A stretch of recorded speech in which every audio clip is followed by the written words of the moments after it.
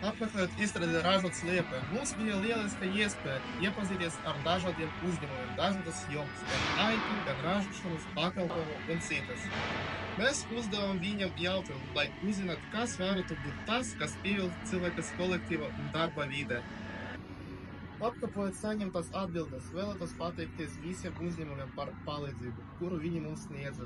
Mēs uzdevām viņam jautājumus, un pēc atbilžu apkopošanas varam secināt, kas tiešām pievilk darbiniekus. Uzņēmumi piedāvā konkurētspējīgu atalgojumu, apmācību iespējas un sadarbību ar citām nozarēm. Mēs uzskatām, ka tie ir patiešām svarīgi punkti, kas iesaista cilvēku. Iespēja mācīties noder, piemēram, lai kļūtu kvalificētāks. Uzņēmumiem, kas var palīdzēt darbinieku apmācības, vienmēr ir lielāka darbinieku plūsma. Darba vides priekšrocības. Tiek uzsverta ekoloģiska, ilgspējīga ražošana, rūpes par veselību un elastīgs darba grafiks. Piemēram, daudz cilvēki ir estēti vai tie, kas padodas psihosomātikai. Ja darba vide neveicina komforta sajūtu, cilvēkam strādāt ir daudz grūtāk.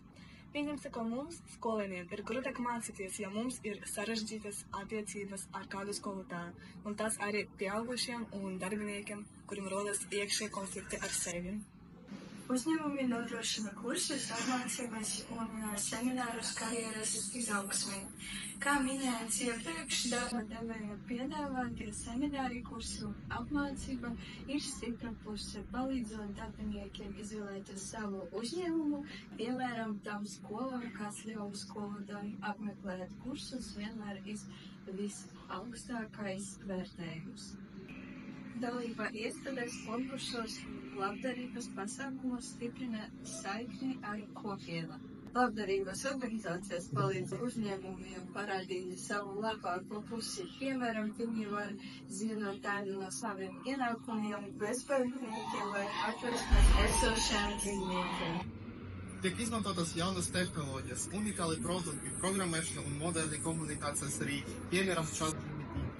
Unikāls modernu tehnoloģiju izmantojums, piemēram, uzņēmums MG Digital Fashion Studio izmanto savas tehnoloģijas, veidojot apģērbu dizainus. Svarīgākie aspekti darbiniekiem – apmācības, draudzīga vide, dalība pasākumos, inovācijas un elastīgi darba apstākļi. Apkopojot visus šos punktus, varam teikt, ka cilvēkus vislabāk piesaista draudzīga vide, elastīgs darba grafiks un apmācības.